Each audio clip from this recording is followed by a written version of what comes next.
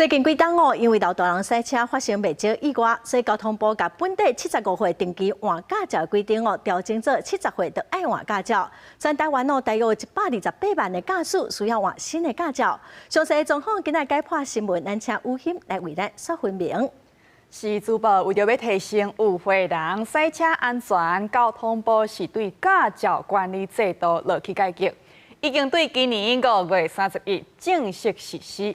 即馬開始滿70歲駕照到期，完成期2檔內就愛換新。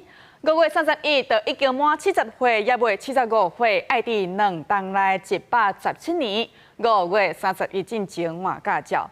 愛換駕照人會收到通知單，滿70歲也未75歲，是去衛生醫療機構做體檢，就愛合格。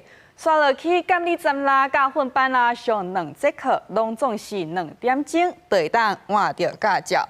這個駕照效期是到75歲。因若講滿75歲，駕照的到這個效期已經到啊，佇咧完成期3檔內就愛換新。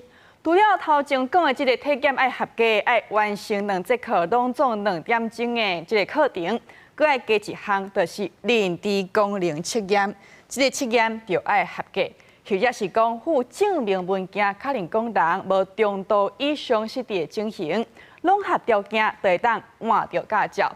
這個駕照的效期是3檔，刷了每3檔就要換1擺。準講無佇咧期限內底換新駕照，就是違規會來罰錢，請觀眾朋友就愛注意。以上就是今日的解破新聞，甲時間交等由主播。